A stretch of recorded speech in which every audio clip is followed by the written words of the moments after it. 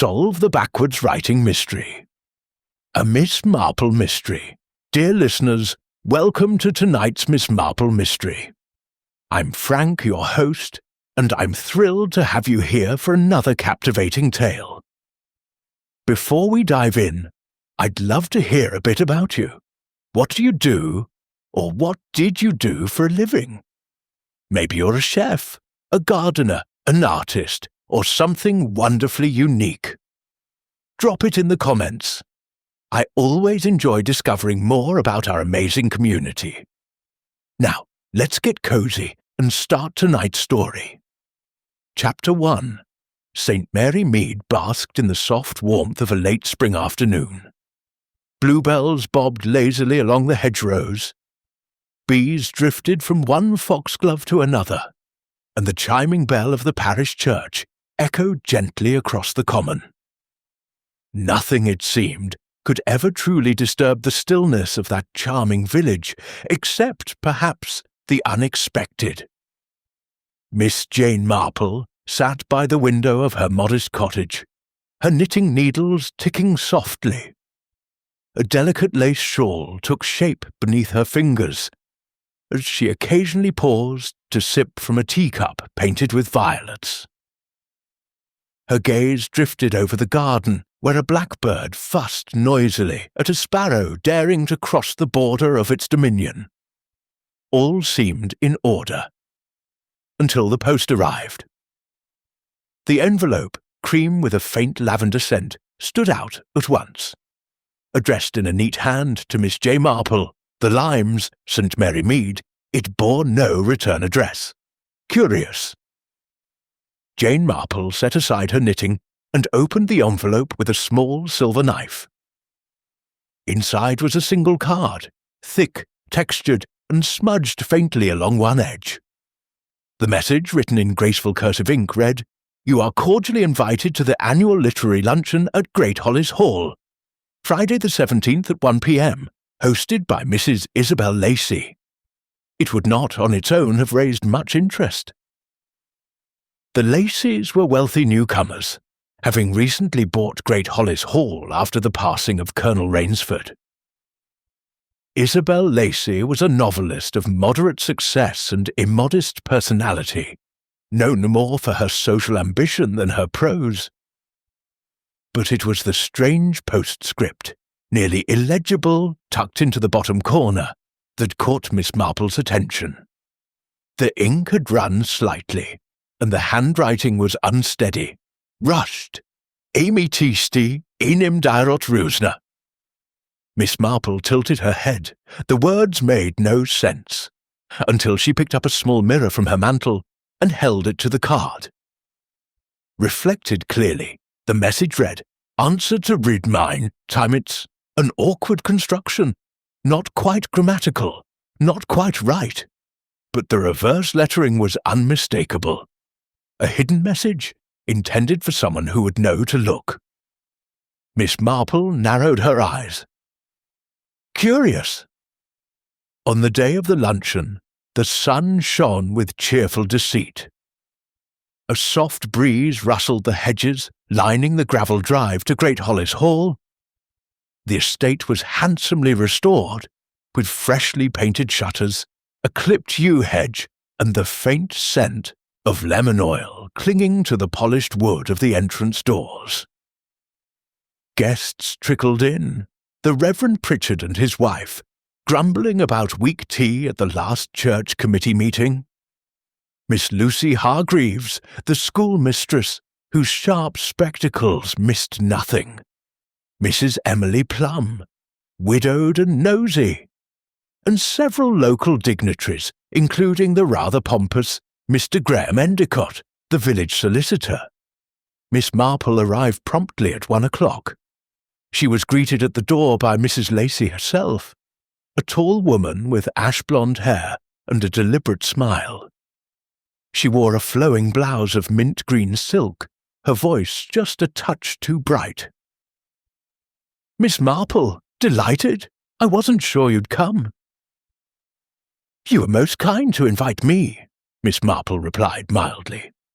"Though I must say, Your note contained quite the puzzle." Mrs. Lacey blinked. "Puzzle?" "The writing at the bottom of the card. A reversed message. Rather like something out of Edgar Allan Poe." For the briefest moment, the hostess's lips parted. Her eyes flicked downward, then up again, quickly masked by a tinkling laugh. Oh yes, just a little literary whimsy. I thought it might amuse the guests. Indeed, it certainly caught my attention." The luncheon was held in the east drawing-room, where a long mahogany table had been set with lavender cloth, polished silver, and bone china plates etched with gold. The food was elegant: poached salmon, cucumber mousse, and small tarts with sugared violets. Conversation was lively, if occasionally strained. "Isabel's new book is quite a departure," remarked Lucy Hargreaves, glancing sideways at the hostess. "Oh," said Mr. Endicott, slicing his salmon with unnecessary force. "From what I gather, the last one was a veiled attack on 3 people in this room." Isabel Lacey smiled archly. "Art imitates life, Mr. Endicott. If some feel seen, perhaps they should ask why." Mrs. Plum sniffed. "I didn't care for the scene with the poisoned jam." Reverend Pritchard cleared his throat. "Fiction is one thing, but one must consider the power of suggestion, particularly where murder is concerned." Isabel's husband, Julian Lacey, a nervous-looking man with ink-stained fingers, chuckled too loudly. "It's all in good fun. Isabel's books may ruffle feathers, but they're hardly dangerous." "I dare say," murmured Miss Marple, "that what begins as fiction sometimes has roots deeper than expected." There was a pause. It lasted only a moment. But in that silence, Miss Marple noticed 3 things. First, Isabel's right hand tightened around her wine-glass, the stem bending slightly under the pressure. Second, Julian's gaze flicked toward the bay window, where the curtains fluttered slightly, open just wide enough to see the gravel walk. And third, Lucy Hargreaves's spoon trembled for the briefest second as she reached for dessert. It was not until the tea had been poured and the clock in, the hallway struck 3, that the first scream shattered the room's forced civility. It came from the parlour. Mrs. Plum had gone to retrieve her hat, only to find something, or rather someone, unexpected. "Help! There's a man! He's—" The room emptied in a flurry of startled gasps and rustling skirts. In the parlour, against the bookcase near the fireplace, lay a man in a brown tweed coat. His face was pale, his mouth slack, and his eyes wide open. A cup of tea sat on the floor beside him, shattered. Liquid pooled beneath. Julian Lacey reached out, touched the man's wrist, and pulled back. "Dead," he whispered. Miss Marple bent slightly. She did not touch the man. She only looked, at the faint blue tinge on his lips, at the faint ink smudge on the side of his hand, and at the scrap of paper clutched loosely between 2 fingers. She did not yet speak. But in her eyes, a flicker of calculation. Chapter 2. The body was moved eventually, though not without the hushed panic of uncertain authority. Mrs. Plum was still trembling, wrapped in a tartan shawl and breathing in short, sharp bursts. Lucy Hargreaves had taken over the role of calming her, though her own face remained pale and taut. Mr. Endicott, self-declared as familiar with these things, barked instructions no one followed. Julian Lacey fetched brandy, spilled some on the carpet, and dropped the stopper. Only Miss Marple remained composed. Inspector Cray arrived from Much Benham within the hour. Tall, ruddy-cheeked, with the habitual air of a man underinformed but determined to appear otherwise, he stepped into the parlour and removed his hat. "Well then," he said briskly, addressing the room in general. "Let's sort this out." Isabel Lacey spoke first. "He wasn't on the guest list. I have no idea who he is. No one does." Her voice was clipped now, the earlier charm entirely gone. "None of you recognized him?" Cray asked, looking around. There was a chorus of uncertain negatives. Julian nodded vigorously. "He just appeared. We were all in the drawing room. No one saw him arrive." Miss Marple stepped forward, her manner calm but not intrusive. "Might I see the scrap of paper he was holding, Inspector?" Cray gave her a polite but wary glance. "And you are?" "Jane Marple, St. Mary Mead. I've helped in such matters before." She smiled sweetly. "Quietly, of course." He hesitated, then nodded to a constable. "Carefully, then." The note had been bagged already, a crumpled piece of creamy paper now sealed inside a cellophane envelope. The ink was blurred from the spilled tea, but part of it remained visible. Miss Marple leaned closer. "The writing will reveal all." The inspector frowned. "You think it's a suicide note?" "I don't believe it was suicide at all," she replied mildly, "nor a note written by the deceased." "Why not?" She gave a tiny shrug. "Just a hunch, Inspector." In the sitting room, over tepid tea and nervous silence, the guests sat scattered like pieces on a chessboard. No one quite looked at one another. They stared at walls, at patterns on the rug, anywhere but at the empty chair in the parlour.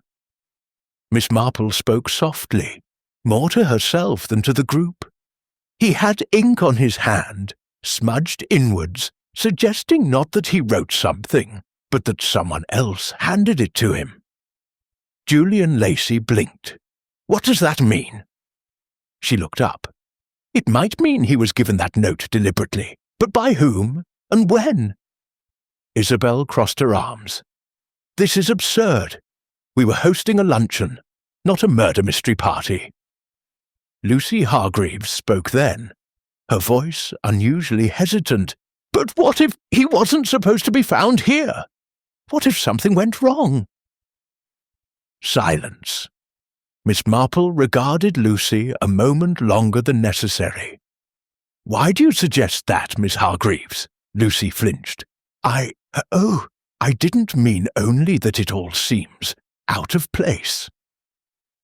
Later that evening, as guests were permitted to leave under cautious instruction, Miss Marple lingered. She found herself again in the parlour, studying the corner where the man had fallen. There, in the baseboard, something odd. She bent slowly and plucked it up between thumb and forefinger. A scrap of string. Frayed on one end, possibly torn from a parcel or envelope. A noise behind her. "Julian! Still here, Miss Marple?" "I tend to notice things better once the room is quiet," she said gently. "Did your wife know him, do you think?" His mouth opened, then closed. She said no. She also said the message on the invitation was a joke. It wasn't. Julian's face reddened. "Isabel plays games sometimes, sends puzzles to people she thinks will understand them. To whom did she send this one?" He hesitated. "I don't know. Maybe someone from the writing circle. There's a group she meets with in the village, not very formal." "A local group?" "Yes, held at the church hall once a month. But anyone can attend." "Even strangers?" He paused. "I suppose so." By morning, the village buzzed like a wasp's nest poked with a stick. The bakery, the post office, and the butcher's shop all became centres of speculation. Whispers turned to certainty within hours. Miss Marple, however, turned not to gossip but to research. At the church hall she spoke with the caretaker, a cheerful man named Mr. Densley. "Yes, ma'am, they meet regular. Every third Thursday." "Did someone new attend recently?" Someone not from the village? Densley scratched his chin. Last month there was a man, rough-looking fellow. Not unfriendly, mind, just out of place. Wrote in a little notebook the whole time. I think he said he was from London. Did he give a name? Arnold Brett, I think. Or was it Brent? Something with a B. And did he speak to Mrs. Lacey? Oh, yes. After the meeting, she looked, well, not quite pleased to see him. The police confirmed the man's identity that afternoon. Arnold Brent, age 43. Former journalist. Address registered to a lodging house in Shoreditch. No family known. The cause of death? Poison. Traces of strychnine found in the tea he had consumed. Likely administered just before or upon arrival at Great Hollis Hall. Inspector Cray muttered irritably to his constable, "Then how the devil did no one notice him entering the house?" Miss Marple said nothing. But her expression suggested she had already considered something others had not. That evening, at her cottage, Miss Marple reread the invitation. She tilted it beneath the lamplight, then retrieved the mirror again. The mirrored phrase still read, "Answer to rid mine, Timets." It wasn't quite right, but if one adjusted the words ever so slightly, "Time to read mine," it's the answer. Her brows rose ever so slightly. The next day Miss Marple returned to Great Hollis Hall. Isabel Lacey greeted her without warmth. "I thought we were to rest for a few days. This has all been terribly upsetting." "I'm sure," Miss Marple replied softly. "I was wondering if you still had the notebook from your writing group." Isabel's smile turned thin. "I don't think that's relevant." "But you do keep one." "I jot a few things down, yes. Did Mr. Brent write something in yours?" A silence, then curtly, "No." But her eyes said otherwise. In the garden, Miss Marple encountered Julian once more, hunched over a potted rose. He seemed older today. "He came here before," he said suddenly. Miss Marple looked up. "Arnold Brent. He came last week. Said he needed to speak to Isabel, something urgent. She wouldn't tell me what it was." "Did she seem frightened?" "Number angry." Miss Marple nodded. "Did he leave with anything?" Julian shook his head. "Number, but he dropped something. A small envelope." Isabel burned it in the grate. Miss Marple gave a small sigh. "I see. That evening, Miss Marple sat in her parlour with a cup of weak Darjeeling and reviewed the puzzle once again. A man nobody knew had crashed a village luncheon, drunk poisoned tea, and died holding a cryptic note. The hostess denied knowing him, yet had sent out an invitation bearing a backward message. And someone had once feared the contents of an envelope enough to destroy it in a fireplace. There was more, Miss Marple was certain, but like any tangled skein, the threads must be followed slowly, and very carefully. Chapter 3. The following Thursday, under the soft patter of early rain, Miss Marple arrived at the church hall, carrying a modest umbrella and a folded newspaper. The notice board outside advertised a jumble sale, a lost cat, and pinned neatly in the centre, a handwritten flyer.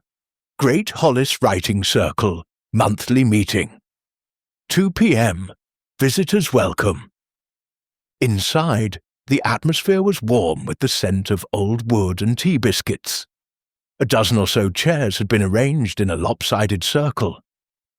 At the front sat Lucy Hargreaves, who appeared startled to see Miss Marple. "Oh, Miss Marple, you're attending today. I do enjoy listening to creative minds at work," Miss Marple replied with polite blandness. "It has been many years since I myself penned a story, but I find human imagination always revealing." Lucy smiled hesitantly, her fingertips lingering on the pages in her lap. "Well, of course, you're most welcome." Several other members trickled in, 2 retired school teachers, the apothecary's wife, and a man named Mr. Hilary Pike, who fancied himself a poet, though his verses largely involved poorly disguised grievances about village politics. Miss Marple noted absences. No sign of Isabel Lacey, and no Julian. The meeting began with readings. Lucy read a short character sketch about a lonely woman in a seaside town. It was poignant and well observed, though a little too personal, Miss Marple thought. The others shared short efforts, a detective scene, a pastoral poem, a tale of mistaken identity. Then Mr. Pike turned to Miss Marple. "Would our guest care to read or comment?" Miss Marple smiled modestly. "Oh no, I wouldn't presume, but I did have a question." Heads turned. "About the last meeting. I heard a man joined, Arnold Brent." Lucy's hand twitched. Mr. Pike frowned. "Yes," said Lucy carefully. "He came to observe, sat quietly, didn't speak much." "Did he read anything?" "Number, but he scribbled in his notebook constantly." Miss Marple tilted her head. "Did anyone see what he wrote?" There was a silence. Then the apothecary's wife murmured, "He kept the notebook close to his chest, clutched it like something important." After the meeting, Lucy lingered behind. Rain pattered softly against the windows, and the others filtered out, murmuring about puddles and damp hems. Miss Marple remained seated. Lucy approached her. "Why are you asking about Mr. Brent?" "Because he's dead, Miss Hargreaves, and he died holding a note that may well have been meant for someone else." Lucy's eyes widened. "You mean it wasn't a suicide?" "I rather think not, and I think you know it." The teacher sat slowly in the chair beside her. Her hands fidgeted with the cuff of her cardigan. "I didn't know who he was when he came in, but I recognized him. Later." "From where?" "A newspaper article," she whispered. "Years ago. He'd been arrested in London. Libel or blackmail. I don't remember the details, but he ruined people." Miss Marple watched her with calm curiosity. "And you think he came to do the same here?" Lucy hesitated. "I think he already had something. On Isabel. She was rattled. I saw them arguing outside after that meeting. She told me it was a family matter, but I saw her face. She was afraid." Miss Marple reached slowly into her handbag and drew out the folded newspaper she'd brought. "This is from the Shoreditch Sentinel, dated 3 years ago." Lucy leaned forward. The headline read, "Freelance reporter accused of extortion scheme cleared on technicality." Arnold Brent's face, younger and thinner, stared out beneath it. That evening, Inspector Cray wasn't pleased to be disturbed during his dinner, but Miss Marple's visit was brief and quiet. "I believe Arnold Brent attended the writing circle to confront Mrs. Lacey," she said. "I believe he brought a document with him, one she burned." Cray looked up from his meat pie. "And your evidence?" "Circumstantial, but compelling." "You've more?" "I'd like to see Mr. Brent's notebook." The inspector grunted, then rang for a constable. Within 10 minutes the item was retrieved, a black cloth-bound volume. The front page was water-damaged, but much of the rest remained legible. Names, dates, brief sketches of conversations, odd symbols. And then, wedged between 2 pages, a torn bit of envelope.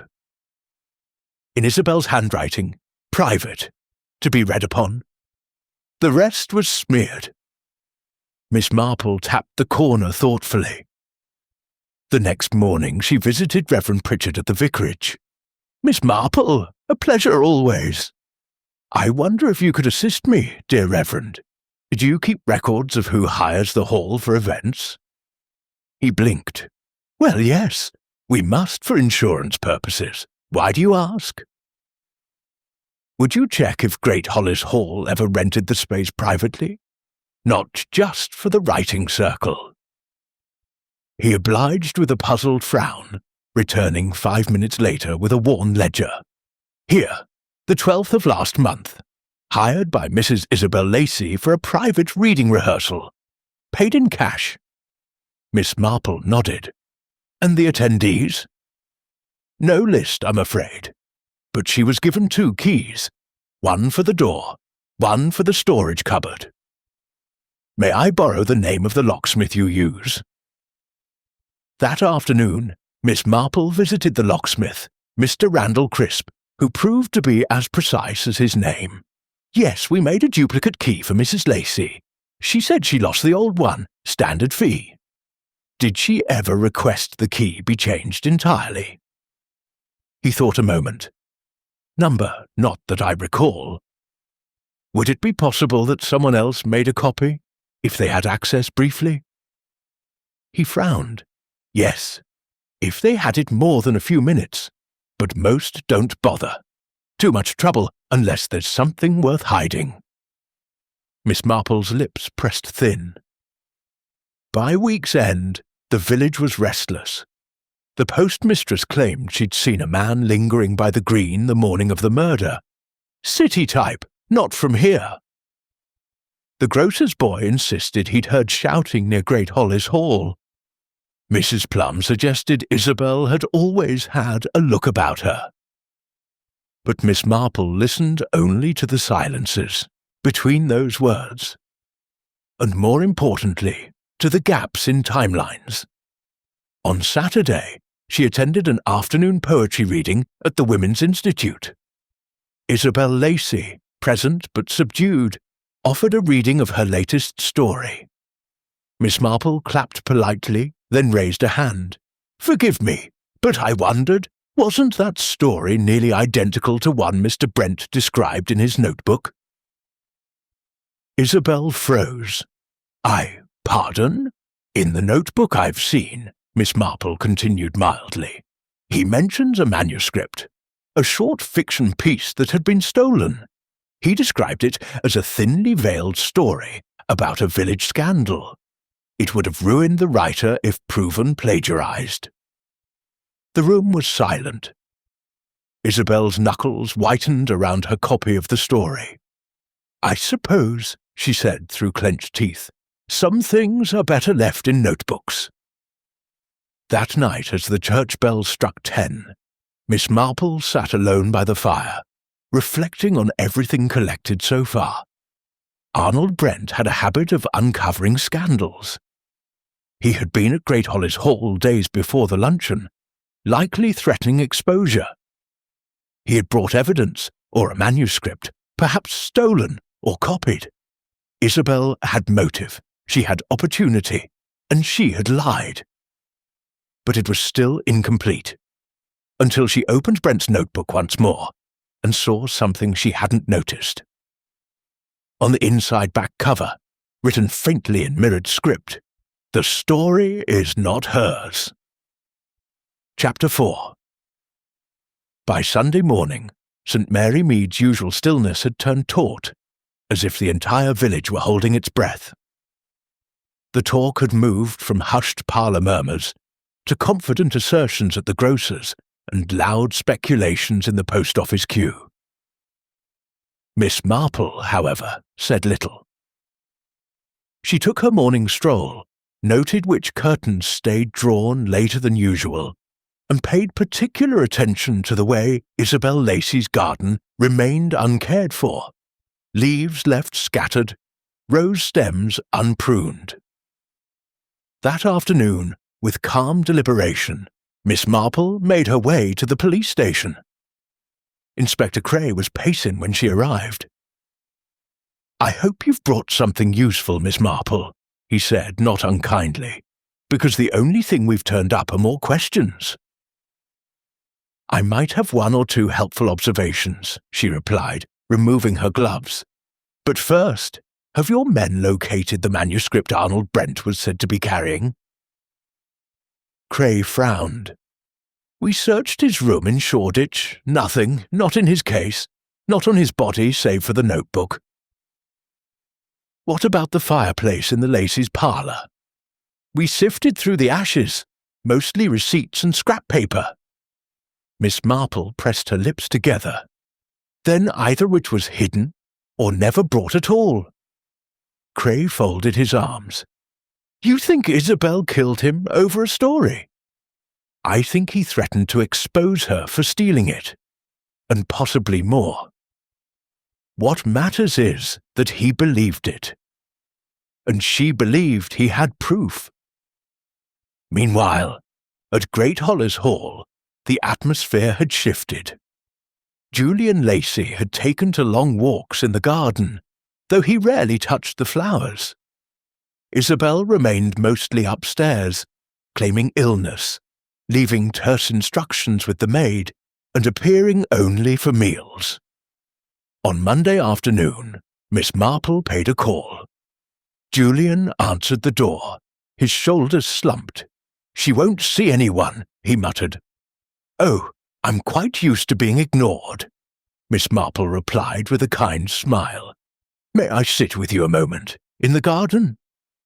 He led her to a wrought-iron bench beneath a flowering cherry tree. Bees hummed faintly among the blossoms. I wish she'd tell the truth, Julian said quietly. It would be better than this silence. Miss Marple turned to him. Did you ever read the story she claimed as her own? He hesitated. Yes. A draft. A beautiful, tragic tale about betrayal in a small town. I told her it was the best thing she'd ever written. But I didn't know then. You've since recognized it elsewhere. Julian stared at the gravel. A few weeks ago, I saw a scrap of another version in the waste bin, handwritten, not Isabel's style, and the name Brent was scribbled in the margin. Miss Marple nodded. She kept the story, but tried to erase the source. That's difficult, even for a novelist. Julian's voice dropped. Do you think she killed him? Miss Marple didn't answer. Not yet. That evening, Miss Marple invited Lucy Hargreaves to tea. The teacher arrived in her usual practical shoes and a knitted scarf. Her eyes were cautious. Miss Marple poured 2 cups, then retrieved a slim volume from a nearby shelf. Do you recognize this? Lucy leaned in. The title was Whispers Beneath the Green, bound simply, no author listed on the cover. This was self-published, she said slowly. The print shop in Much Benham. I remember seeing the announcement 2 years ago. It had a different name then, something like A. Bennett. Indeed, Miss Marple said. I purchased a copy out of curiosity. The plot, as you'll see, is remarkably similar to Mrs. Lacey's latest story. Lucy turned pages in silence. Her face stiffened. It's almost word for word in places. Miss Marple nodded. Arnold Brent, using a pen name, perhaps published it quietly, and then someone discovered it. Lucy looked up. But why now? Why would he come back after all this time? Perhaps he needed money. Perhaps he wanted credit, or perhaps, Miss Marple paused, he believed the story would win an award, and when he saw Isabel submitting it as her own, well, threats were made. Lucy looked uneasy. So she killed him for it? I don't think she meant to, not in cold blood, but desperation does strange things. The next morning, a minor incident led to a breakthrough. Mrs. Plum, always eager for attention, claimed she'd found something most unsettling behind the seat, cushion in the Lacey's parlour, while searching for her misplaced shawl. She rushed to the police with a crumpled envelope in hand. Inside was a thin, folded manuscript, tea-stained at the edges, but still legible. The title page read, Whispers Beneath the Green by Arnold Brent. Inspector Cray summoned Miss Marple immediately. She examined the envelope. The corner was torn, the string missing. A faint fingerprint, ink-smudged, curved near the fold. "This was planted," she said quietly. Cray blinked. "You mean someone hid it there after the murder?" I think Arnold Brent brought it here, believing he could force Isabel's hand. But she refused. And when he was found dead, someone panicked and tried to hide the very thing that would connect them. Cray rubbed his temples. "You think she poisoned him before or after she knew he had it?" "That," Miss Marple said softly, "is what I intend to find out." That afternoon, Miss Marple visited the Lacys once again, this time requesting to speak with Isabel directly. "I only have a moment," the woman said stiffly from the parlour doorway, wrapped in a shawl too fine for the season. "Then I shall be brief," Miss Marple replied. "Arnold Brent did not die by chance.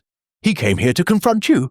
He brought a story you stole, and you, through intention or panic, gave him poisoned tea."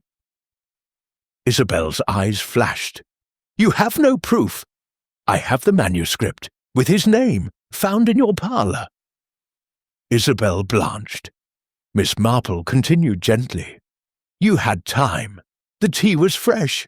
Everyone was distracted. You simply offered him the cup no one else would notice." The silence between them stretched, brittle as spun glass. Then, softly, Isabel said, "He threatened to destroy me." "Everything I'd worked for. Julian didn't know. I was desperate." "And the reverse message?" Miss Marple asked. Isabel hesitated. "That was meant as a warning. I thought he'd try something dramatic. I wrote the message on his invitation before I sent it, so he'd know I was ready to respond.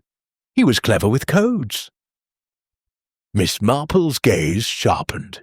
"You sent his invitation?" The woman's mouth tightened. "I sent all the invitations." That night, Miss Marple sat by her fire, knitting once again, the rhythm soothing. The final piece had fallen into place. Isabel had not expected Brent to arrive uninvited. She had lured him, invited him under the guise of civility, hoping to negotiate quietly. But things went wrong. He pushed, she panicked. The manuscript, whether meant as leverage or revenge, had sealed his fate. But one thing still nagged at her. Who had retrieved the manuscript and hidden it in the parlour cushion? She didn't think it was Isabel. No, it was someone else. Someone trying to protect her. Chapter 5. Tuesday morning dawned with a pale chill in the air, the sort that suggested summer had made a quiet retreat. Miss Marple, awake early and already dressed in dove-grey wool, stood by her window watching a thrush peck at the lawn. Her mind, however, was not on birds but on something much thornier. Who hid the manuscript in the parlour cushion? Isabel had motive to destroy it, not to preserve it. She had every reason to keep it from being found, not to leave it, damning and complete, where even Mrs. Plum could discover it. And yet, it had not been destroyed. Why? She returned to her writing desk, where Arnold Brent's notebook lay beside her teacup. One page remained folded from her last reading. As she turned it open, her eyes fell upon a passage she had previously overlooked. She said she'd protect me. Said she'd already copied the story to keep it safe. Doesn't trust post. Told me to hand it to her in person. Didn't expect that. Miss Marple's hand paused mid-air. She said she'd protect me. There had been someone else. Someone Brent trusted. Someone he'd handed the manuscript to willingly. But who? At noon she visited Lucy Hargreaves. The schoolmistress was grading essays in her small sitting room, the table piled with notebooks and fountain pens. "Miss Marple," she said with a hint of surprise, You've become very diligent about this case.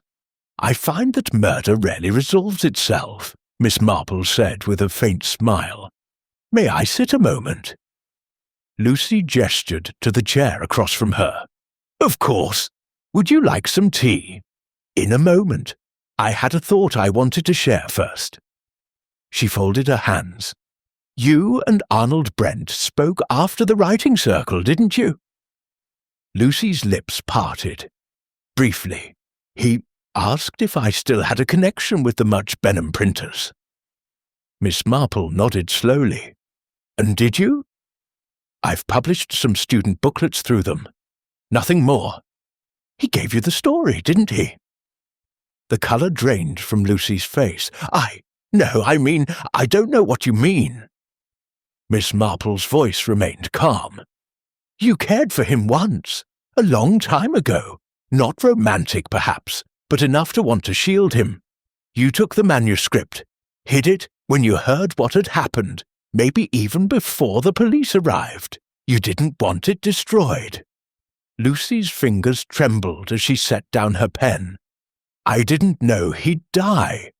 I only wanted to keep it safe, in case someone tried to claim it wasn't his. Miss Marple looked at her kindly. Did Isabel know he gave it to you? I don't think so. She only saw him leave with it. She assumed he still had it, which is why she panicked, Miss Marple said softly. She believed she had to silence him before he handed it to anyone. Lucy buried her face in her hands. I didn't kill him, she whispered. I know. Later that afternoon, Miss Marple stopped by the station again. Inspector Cray listened with furrowed brow as she relayed the conversation. Delicate details omitted, of course, and the notebook passage. So Brent trusted Lucy, he muttered, gave her the story to protect. That puts a different slant on things. He may have gone to the luncheon empty-handed, believing she had the only copy. But Isabel thought it otherwise. Cray rubbed his chin. And the poison? Still in the tea? Almost certainly. A hurried decision made with what she thought was a closing opportunity. He sighed. The evidence builds, but she won't confess. She won't, Miss Marple agreed, but someone else might. That evening the Lacys hosted no guests, but Miss Marple called once more, this time under a different pretense. Julian met her at the door again. She's not well, he said softly. She's guilty, Miss Marple replied. But you know that already. His shoulders stiffened. I don't want to believe it. But you do. He stepped back and let her in. In the parlour, the scent of lemon polish lingered, but the room had lost its charm. The hearth was cold. A single cushion lay slightly out of place on the settee, though no one had touched it since the police collected the manuscript. Miss Marple gestured to it. Julian, did you move that cushion after the murder? He blinked. Yes, I thought the room looked untidy. I fluffed it and sat there for a moment. She tilted her head. And you didn't notice a manuscript? He hesitated. No, but I may not have looked closely. She watched him. You found it later, didn't you? Perhaps hours afterward, and you tucked it inside. He didn't reply, but his breathing changed. You did it to protect her. He looked away. I didn't know what it was, not at first. But when I saw her name in it, and his name, I knew there'd be questions. I thought, if I could hide it, maybe the worst would pass. Miss Marple's voice was gentle. But it never does. And lies are poor cushions, Julian. They wear thin when leaned on too long. The next morning, Julian Lacey arrived at the police station and gave a full statement. He confessed only to hiding the manuscript, not the murder. But it was enough to confirm motive and timeline. When Isabel was brought in for questioning that afternoon, she said little. but the weary set of her shoulders and the quiet resignation in her eyes told the rest. She had panicked, believed Brent still had the story, feared he would expose her, ruin her career, her name, her carefully curated world. She'd lured him to the luncheon to confront him privately. Instead, he died. And Miss Marple, watching from the other side of the glass, noted that Isabel never once asked who had turned her in. She had known all along. 2 days later, St. Mary Mead returned to a softer rhythm. The Lacey's estate fell under the management of a solicitor. Isabel awaited trial. Julian left the village quietly, settling near his sister in Yorkshire. The writing circle disbanded without ceremony. Lucy Hargreaves resumed teaching, though with a quieter voice and more shadow in her eyes. At the cottage, Miss Marple returned to her knitting. The lace shawl was nearly done. As she worked, she reflected not just on justice, but on pride, desperation, and the private stories people kept buried until the very end. Human nature, she thought, was far more tangled than any manuscript. But it always left a signature, one only the observant ever saw. Chapter 6. Though the affair at Great Hollis Hall had reached its formal conclusion, St. Mary Mead was not so quick to forget. A quiet scandal may pass through London unnoticed, but in a village of narrow lanes and narrower reputations, it lingers like smoke in old upholstery. Miss Marple knew as much, and yet something still felt unfinished. The police were satisfied, motive established, opportunity proven, confession pending trial.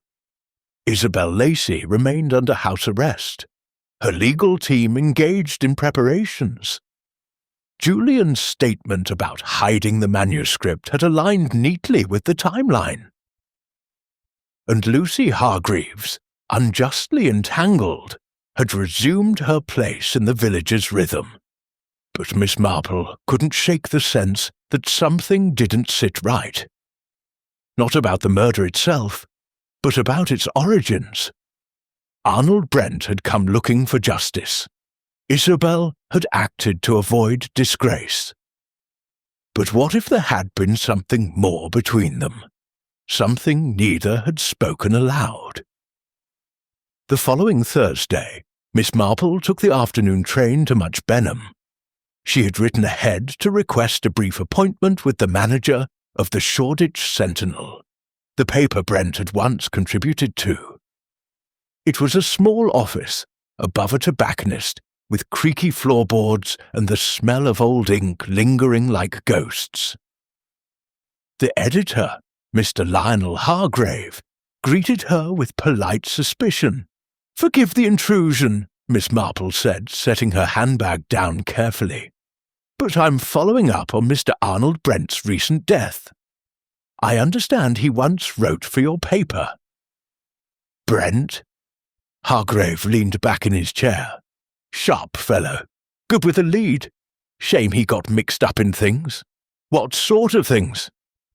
The editor scratched the back of his neck. "Unethical stuff. He got wind of scandals, real or imagined, and started leveraging them. Stories he never filed, but used to pressure people. We let him go quietly." "Was there ever a case involving plagiarism?" Hargrave blinked. "Plagiarism? An author stealing someone else's work? He turned to the filing cabinet, rifled through a drawer, nothing concrete. "But I remember Brent being obsessed with a case involving a novelist in Sussex. Kept talking about a manuscript that had been lifted. I assumed it was personal." "Did he ever submit anything under a pseudonym?" Hargrave turned slowly. "Yes, A. Bennett." "Short fiction? Just 1 or 2 stories. One of them had a curious phrase in it, something about mirrored writing." Miss Marple's fingers stilled on the handle of her bag. "Would you happen to recall what the phrase was?" "Time to read mine. It's the answer." He gave a wry smile. "Bit cryptic, I thought." On the journey back, Miss Marple sat in silence as the train rattled through green hills and hedgerows. Outside, sheep huddled beneath low trees, and the sky darkened with rain. She thought not of murder, but of voices lost to time. Stories bent, rewritten, stolen. Brent had written those words long before the invitation. It had been his cipher, his proof. And yet he had entrusted it to someone. Was it Isabel or someone else? The next morning, Miss Marple paid a quiet call to Lucy Hargreaves. "I've come to return the book," she said, placing the copy of Whispers Beneath the Green on the table. "A curious tale, though I imagine you've read it more than once." Lucy offered a guarded smile. "Yes, it stayed with me." Miss Marple sat, watching her with gentle interest. "I visited Mr. Hargrave yesterday. Arnold Brent submitted stories before he was ever published officially. One of them contained a message written in reverse." Lucy's expression flickered.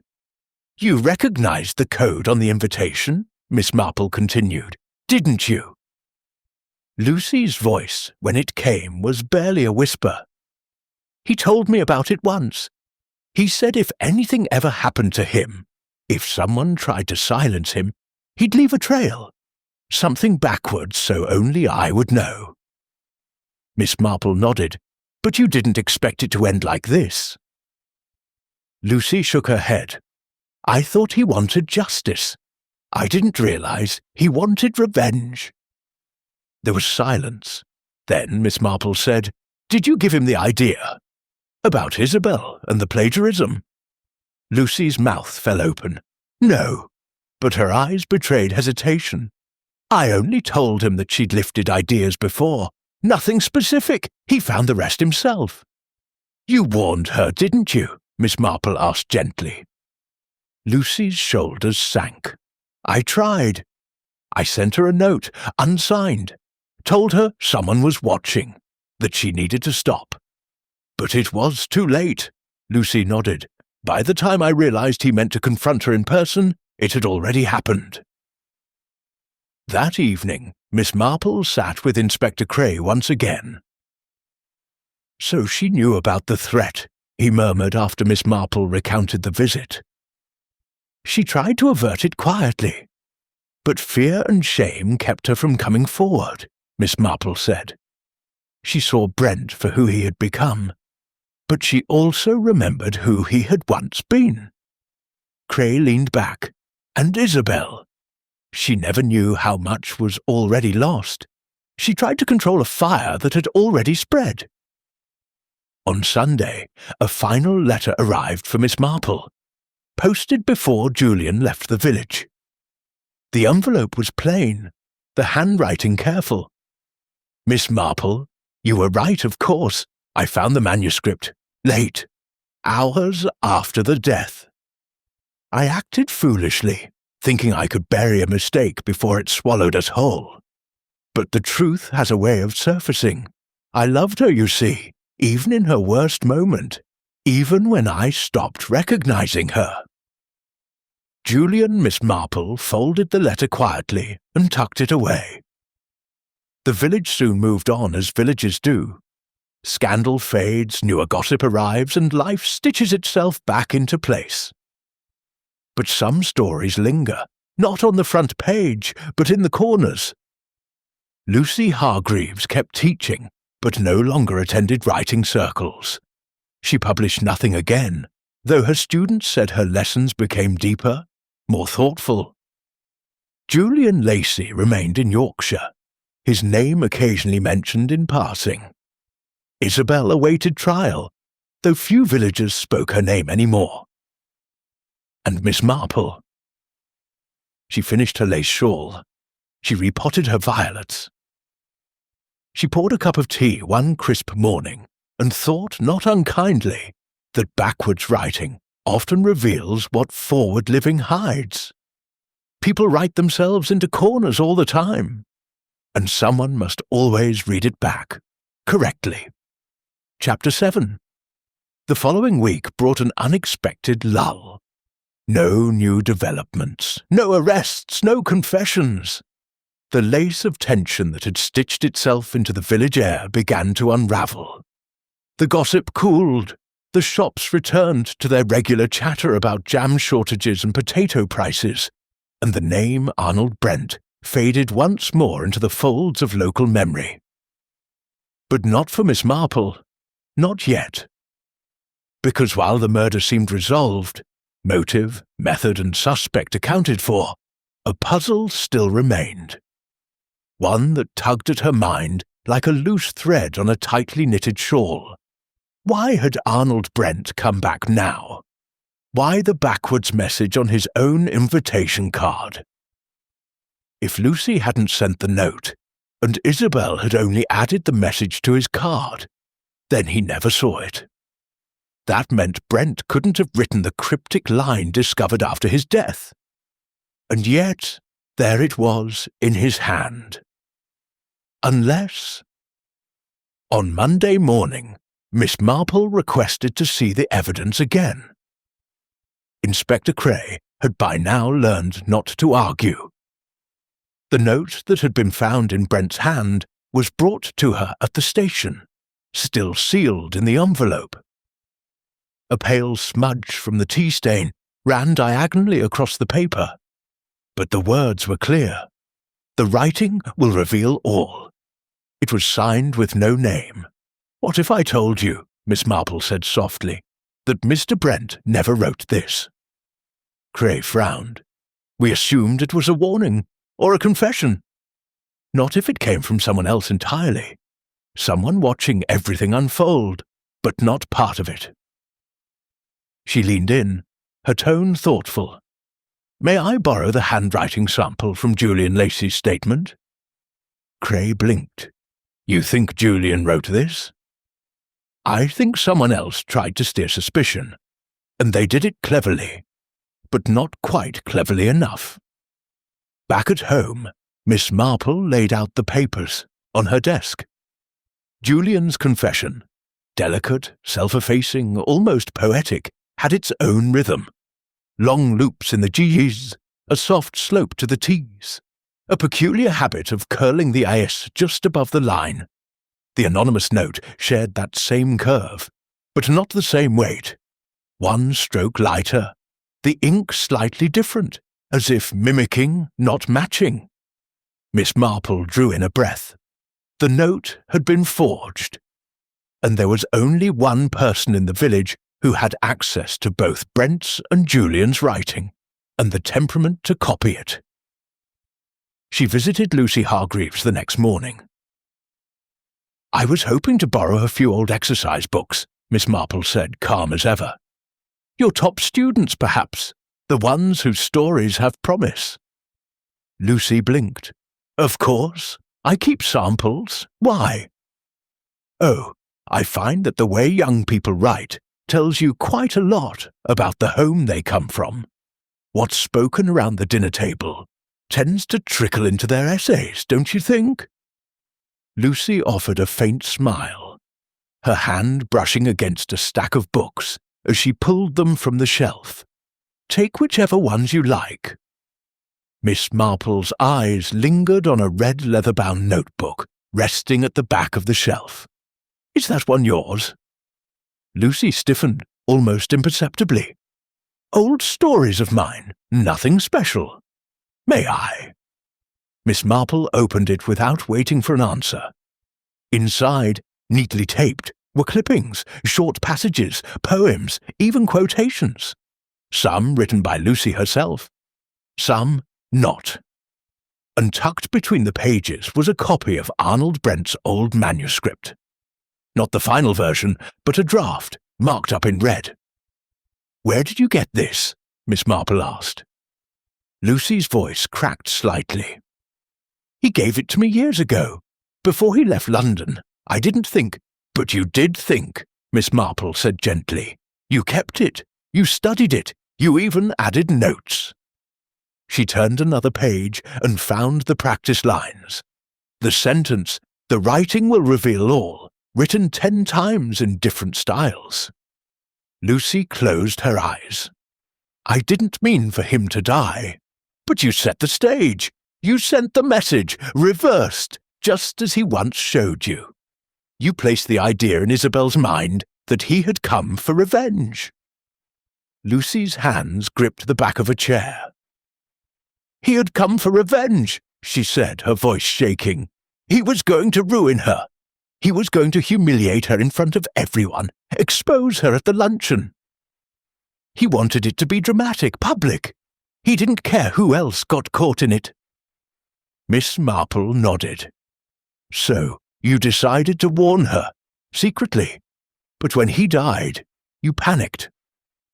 Lucy's voice fell to a whisper. "I wrote the note, planted it on him. I thought if they found it, they'd think he'd written it himself, that it was all on him. And Julian, he didn't know, not about the old draft, not about the forged note. He just wanted to protect her." Miss Marple folded the notebook, closed. "Human beings are endlessly layered, Miss Hargreaves. You thought you were helping, but in truth, you merely disguised the tragedy, until someone looked closely." That evening, Inspector Cray returned to Lucy's home with a warrant. She did not protest, only asked if she might write one last letter to her students, resigning from the school with dignity. By the next morning, the news had spread quietly. The village accepted it as they always did, with pursed lips, sighs, and carefully curated sympathy. Miss Marple took her tea alone, as usual, and when asked about it later, simply said, "Even good people make foolish choices, especially when they believe they're the only ones left to do something right." With Lucy's quiet confession, the last thread was finally tied.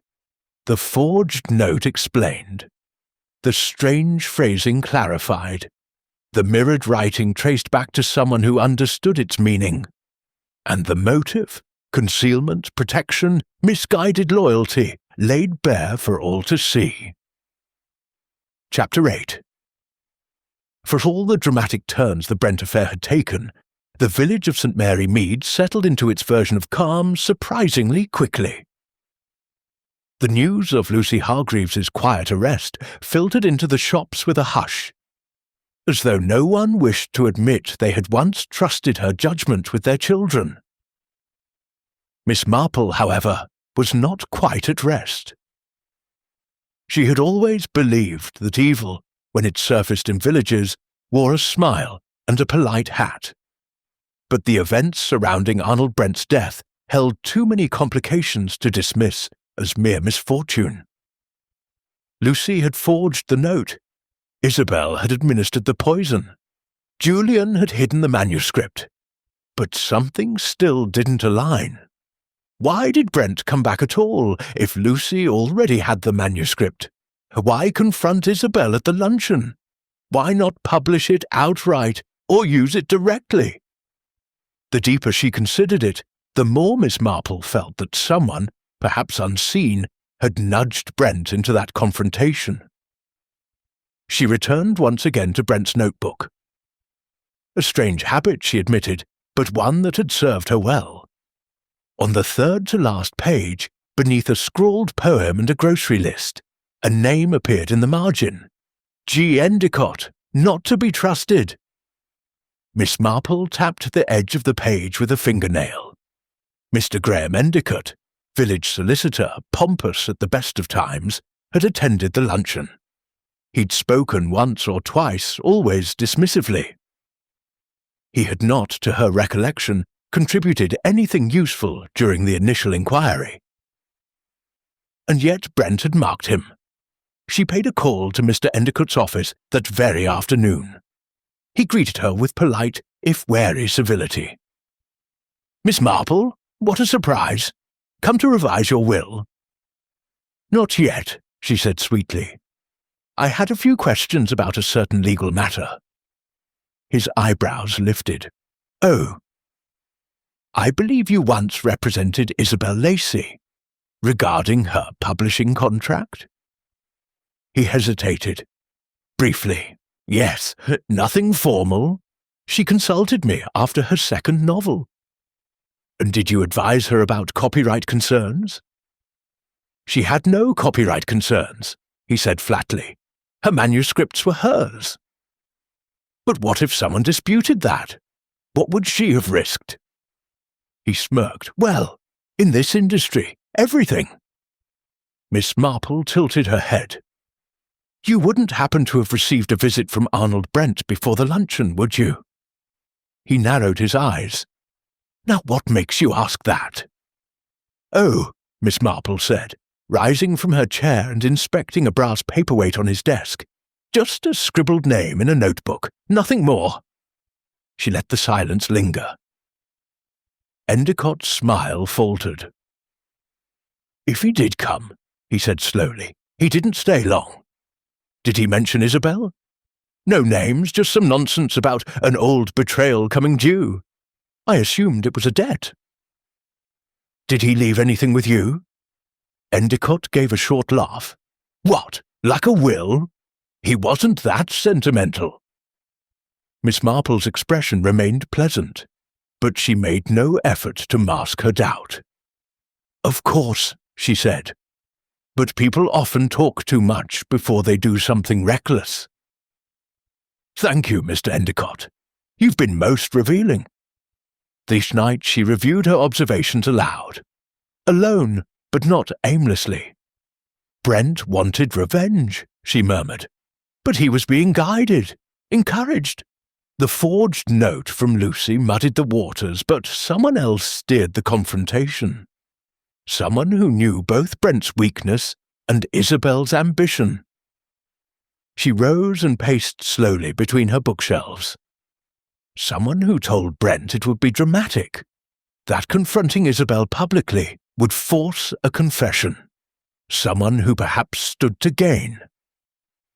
Her eyes narrowed. She opened her writing desk and pulled from the drawer a small folded card.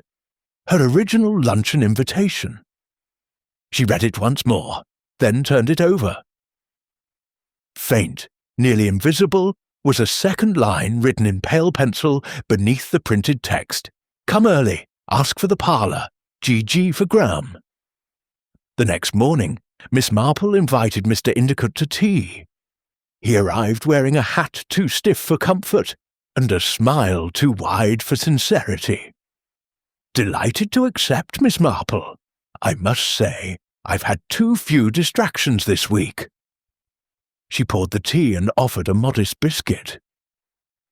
I've been thinking, she began, about the way people manipulate each other. How some use the law as a shield, and others as a knife. He gave a short chuckle. Dramatic, Miss Marple. You might have written that line into a mystery. Oh, I wouldn't dare. But you did, didn't you? He blinked. Write it, I mean. You planted that message on Arnold Brent's invitation, not Lucy, not Isabel. Endicott's teacup hovered mid-air. I have no idea what you're insinuating, Miss Marple continued gently. You encouraged him to come, promised he'd be safe, told him to demand credit. You knew Isabel would panic. You counted on it. His voice turned cold. That's slander. But you left your signature. That faint pencil mark. Your handwriting, Mr. Endicott, has a rather distinct curl on the G and a tendency to slope rightward under pressure. He set down the teacup with a clink. None of that proves anything. Number, but the postmistress remembers you requesting a rush delivery of an invitation to Shoreditch. You claimed it was legal correspondence. He paled. And I've just spoken with the printers, Miss Marple added, who confirmed you once tried to sell them a story. One remarkably similar to Whispers Beneath the Green. Years ago. Rejected for poor grammar. His face drained of colour. You wanted to destroy them both, she said softly. Isabel, who succeeded where you failed, and Brent, who knew you'd stolen his notes. For a long moment he said nothing, Then, at last, he laughed bitterly. Funny how people only see what they want in this village. Everyone thought I was harmless. Miss Marple lifted her teacup. They always do. By dusk, Inspector Cray had Mr. Endicott in custody. Lucy's role in forging the note was confirmed, but not as the instigator. Isabel's panic, though criminal, had been manipulated. Brent's death, though tragic, had been set in motion by one man's long-held resentment. Justice had unfolded, as it always did in St. Mary Mead, slowly, quietly, and completely. Chapter 9. It was a quiet Thursday when Mr. Graham Endicott's name vanished from the brass plaque outside his law office. The removal was neither dramatic nor announced. One morning, it simply wasn't there. The villagers understood the message without needing it spelled out. By then, the full truth had been carefully pieced together, like a page torn from a diary and reassembled line by line. Arnold Brent had returned to St. Mary Mead, driven not solely by revenge or pride, but by suggestion. Graham Endicott, long nursing envy and failure, had convinced him that a confrontation would be poetic, that it would humiliate Isabel Lacey, reclaim the stolen story, and perhaps most dangerously, return Brent to public attention. But what Brent hadn't realized was that Endicott's motives were far darker. He had no intention of helping Brent succeed, only to use him. And when Brent fell dead at the luncheon, Endicott did nothing to correct the narrative. He let Isabel take the fall. He watched Lucy panic. He assumed Miss Marple, like the others, would miss the nuance. He had not counted on her persistence. On Friday morning, Miss Marple found herself once again seated across from Inspector Cray at the Much Benham police station. He poured her tea from the tin pot he kept on his desk, still slightly embarrassed by the chipped rim. "Well, Miss Marple," he said, "you've outpaced us again." "Oh, I wouldn't say that," she replied, accepting the cup with a smile. "I simply had the advantage of familiarity. With Endicott? With people," she corrected gently. "He always carried a quiet grudge. Never openly cruel, but always bitter. It leaks through in the way people speak of others, especially those more successful." Cray sighed. "He covered his tracks well. For a while," Miss Marple nodded. "But villains often fail in the details. His pencil mark on Brent's invitation. The forged message he thought no one would ever trace back. Even his manner at the luncheon. Detached, aloof, too quiet." She paused. "There's an arrogance to evil, Inspector. It assumes it is too clever to be caught. But human nature always leaves fingerprints, if one bothers to look." Meanwhile, Great Hollis Hall stood shuttered. Isabel Lacey's arrest had not yet led to a full conviction, thanks to the mitigating influence of Endicott's manipulation, Julian's testimony, and Brent's own provocations. Her solicitor now painted the act as temporary madness. The court would decide. Julian, still in Yorkshire, had sent a short note to Miss Marple. No return address, just a line. "Thank you for seeing past the lies and down to the loneliness at J.L." The village, for its part, began to resume its familiar rituals. The bakery reopened with an apology for its temporary closure. The church bulletin no longer carried stern lines about ongoing inquiries. And the writing circle, much reduced in number, gathered again at the church hall. Miss Marple attended quietly, seated near the back. Lucy Hargreaves's absence was notable. She had resigned without public explanation.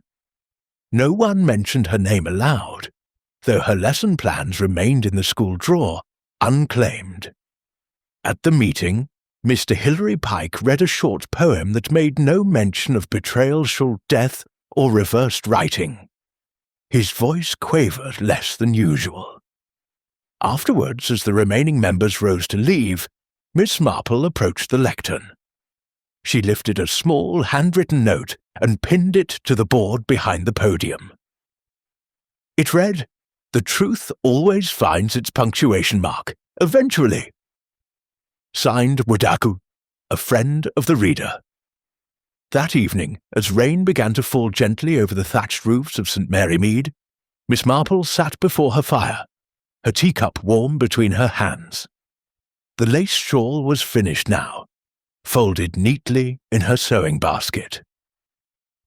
She would send it to her niece in Devon, along with a copy of a mystery novel she had borrowed from the vicarage library. She reflected, as she always did at the end of such affairs, on the curious way small lies grew into large tragedies. One forged line, one stolen paragraph, one misdirected letter. Each tiny mark led to a body on the floor. And yet, the resolution had come not through force, nor science, nor shouting, but through observation. The bend of a G, the flick of a pencil, a glance too calm in the face of chaos. Inspector Cray had once said, half in jest, that if Miss Marple ever chose to write fiction, the world of crime would be all the poorer. She had simply replied, "Fiction rarely surprises me. People do." Chapter 10. 2 weeks passed. The late spring drizzle had given way to sudden pockets of warmth. Roses bloomed along cottage fences. Birds returned in early chorus. And in St. Mary Mead, the dust of scandal had begun to settle, if not entirely fade. Still, some preferred not to speak of it. The Lacey's house remained locked, its garden untrimmed, ivy beginning to curl around the trellis.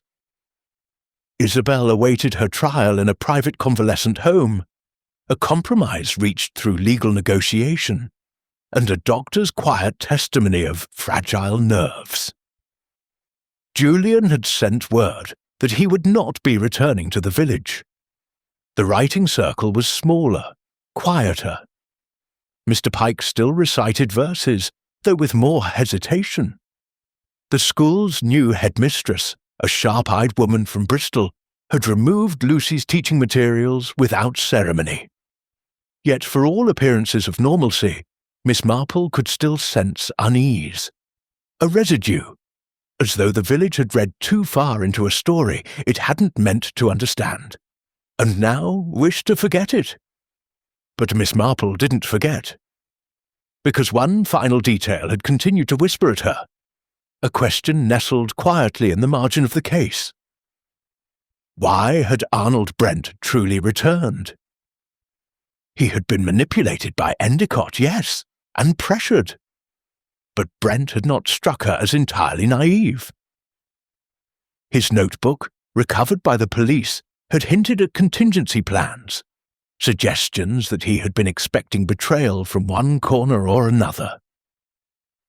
And he had, according to Hargrave at the Shoreditch Sentinel, sent copies of the original manuscript, under the name A. Bennett, to multiple publishers before he arrived in St. Mary Mead. Had any of them responded? Miss Marple wrote to 3 of the publishers listed in Brent's notebook. She included modest inquiries, posing as a curious reader and friend of the deceased. Only one replied. A letter, on crisp paper bearing the emblem of Cornwood and Ash, arrived within the week. "Dear Miss Marple, thank you for your letter regarding the manuscript Whispers Beneath the Green, submitted under the name A. Bennett. While we regret that we did not proceed with publication, we must inform you that the work was, in fact, under consideration for a short fiction award. Our editorial board shortlisted it due to its sharp psychological tension and character work. We understand the author passed before any rights were signed. As a result, we've removed the manuscript from our catalogue. Kind regards, Fiona Hadley, Senior Editor. Cornwood and Ash Miss Marple folded the letter and sat back. So Brent had been close to legitimate success. He hadn't just wanted vengeance.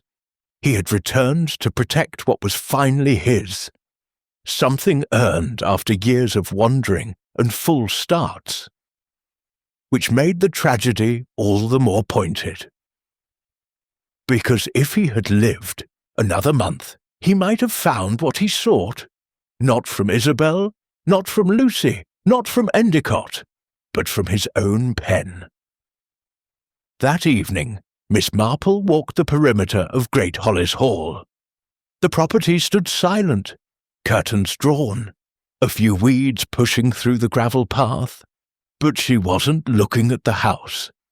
She was looking at the window to the parlour, the one just above the garden slope, where Mrs. Plum had said she found the cushion, where Julian had hidden the manuscript, where Isabel had met her end as a public figure. She stepped closer to the rose hedge. Something glittered faintly beneath the overgrowth. Miss Marple crouched, parting the stems. There, tucked beneath a fallen brick, was a torn envelope, weather-worn, edges stained. The handwriting was unmistakable. Arnold Brent. Inside the envelope, 2 folded pages. One was a letter addressed to Lucy Hargreaves. The other, a pre-written note meant for publication titled simply, "The Real Story." Miss Marple read in silence. Brent had written plainly. He'd named names, explained the timeline of how his story had been lifted, by Endicott first, then sold in concept to Isabel, who reworked it and claimed it as hers. He had written of Lucy's loyalty, and of Julian's obliviousness. He had been preparing not just for confrontation, but for exposure. If he died, the story would live.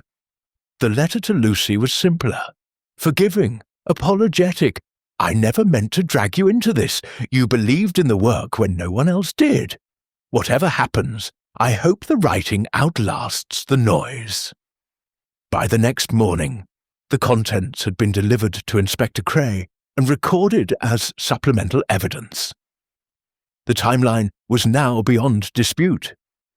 Endicott had manipulated Brent. Isabel had administered poison, driven by fear of scandal. Lucy had forged the note out of guilt and panic, and Brent had simply wanted to be heard after too many years of silence. The final piece of the mystery, why the backwards writing, was answered in a margin scribbled faintly in Brent's note. "If it's in reverse, she'll know it's truly me. She's the only one who remembers." A final gesture meant only for Lucy. A private key, never meant to become the lock. A week later, Miss Marple returned to the writing circle one last time. This time she brought no knitting. She brought a story, typed, clean, and unsigned. She handed it to Mr. Pike. "Would you read this aloud, if you please?" He adjusted his spectacles and began. The village remembered the incident in hushed tones. Some said it was madness. Some said it was envy. But those who knew better knew it had begun with a single, stolen sentence, and ended with a silence that stretched longer than a scream. As he read, the members sat still, some fidgeting, some staring. When he finished, no one clapped.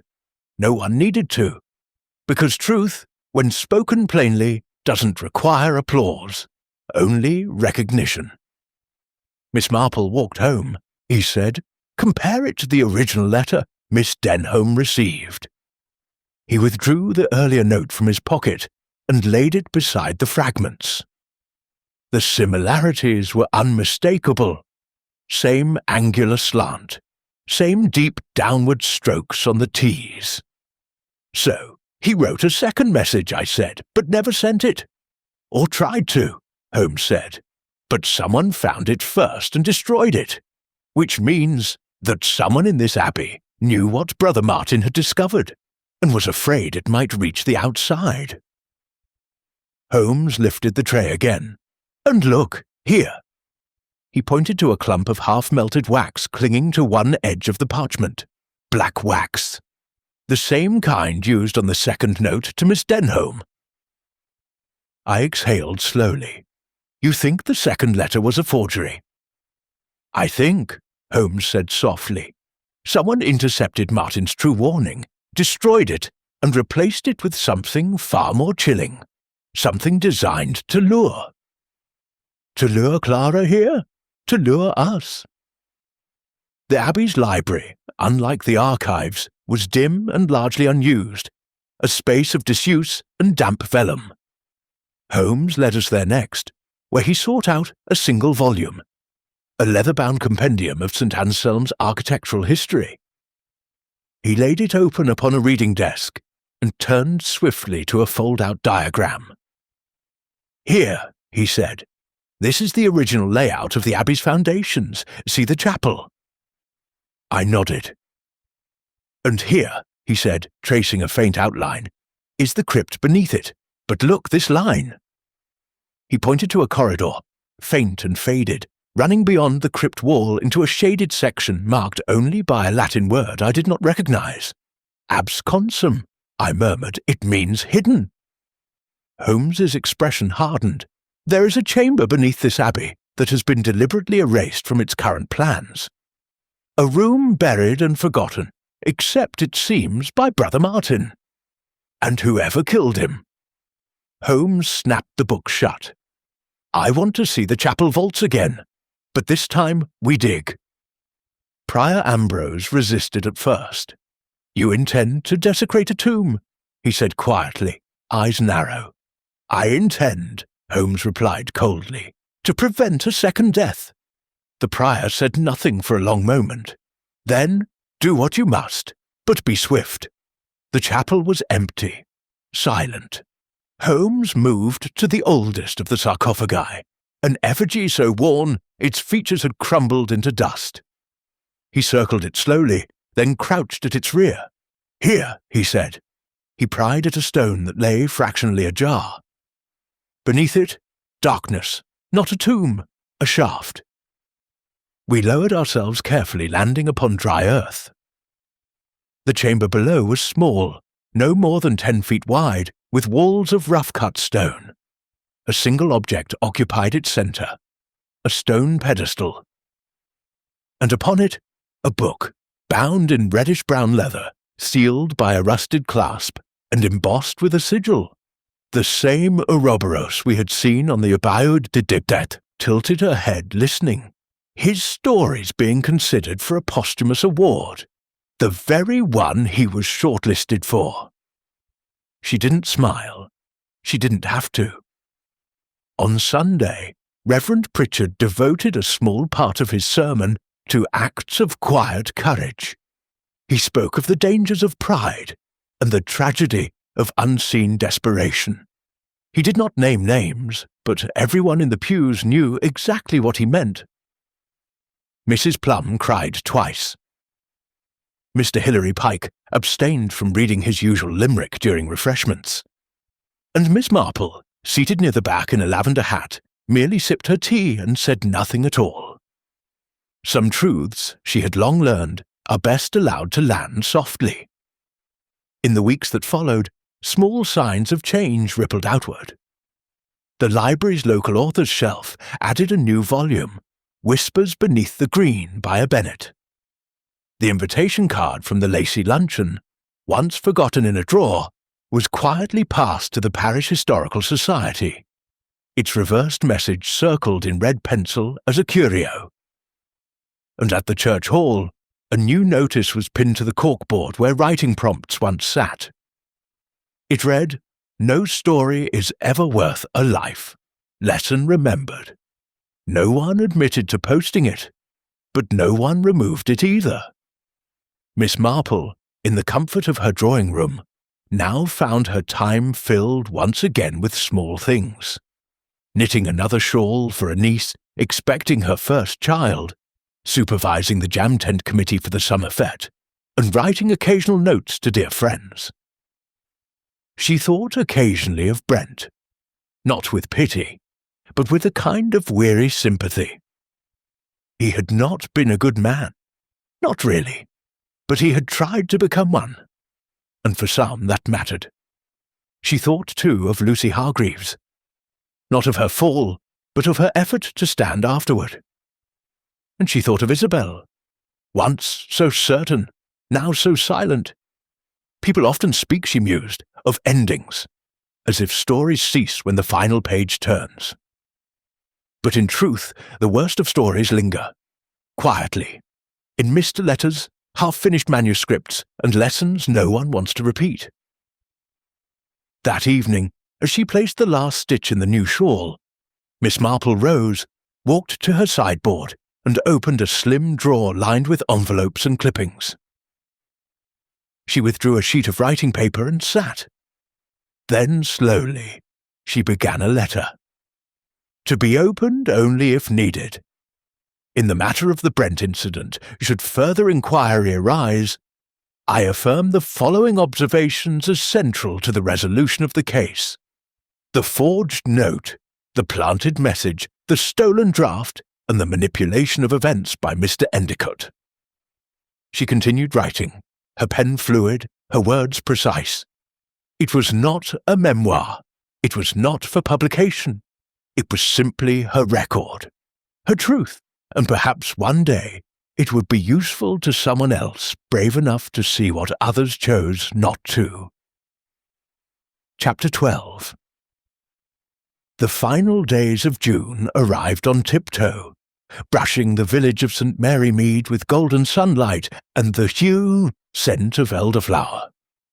It was the kind of warmth that softened tempers, made people linger at garden gates, and convinced even the most reserved neighbours to offer passing greetings. Yet beneath that surface calm, the echoes of the Brent affair still lingered. Miss Marple, though no one said it aloud, had once again become the quiet centre of resolution. Not because she had shouted the truth from the rooftops, but because she had, gently, unrelentingly listened. And listened deeply. Now, with the manuscript published, Lucy's departure complete, and Endicott awaiting trial, there remained only the final arrangements. The tying of the very last threads. A letter arrived from Fiona Hadley at Cornwood and Ash. Dear Miss Marple, thank you once again for your invaluable assistance. We are pleased to report that the Brent story will appear in a forthcoming anthology, alongside a short reflective essay on authorship and attribution. Would you be willing to contribute a foreword? Perhaps something on the nature of truth in storytelling? Naturally, we understand if you prefer to remain anonymous. With warmest regards, F. Hadley. Miss Marple held the letter in her hands for quite some time before responding. She eventually penned a short reply. Dear Miss Hadley, thank you for your kind note. I am honoured, though I believe the story must stand on its own.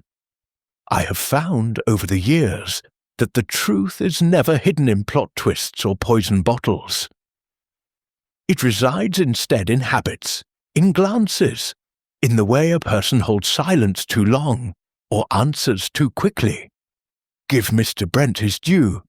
Let the rest fade gently, as it should. Yours, J. Marple. By the first Sunday in July, the church bells rang not for funerals or inquiries, but for the midsummer fete. Miss Marple arrived promptly at noon, shawl folded neatly over her arm, and a basket of gooseberry jam tucked under one elbow. The vicar's wife had insisted she oversee the judging of preserves. No one else has such an incorruptible palate, she'd said, only half jesting. There were the usual stalls, hand-knitted socks, lemonade, a guessing jar of peppermints. But for all the smiles and bunting, something gentler hovered in the air this year. Perhaps it was gratitude, or perhaps it was simply the knowledge that justice, in some quiet, uncelebrated way, had been done. Mrs. Plum approached near the jam tent, her usual bustle subdued. Dreadful business, the whole thing, she said, straightening her hat. But I do think you were right. About Brent and the others. I was simply present, Miss Marple replied. The truth was already there. It only needed untangling. Still, Mrs. Plum leaned in conspiratorially. Everyone's saying you knew from the very beginning.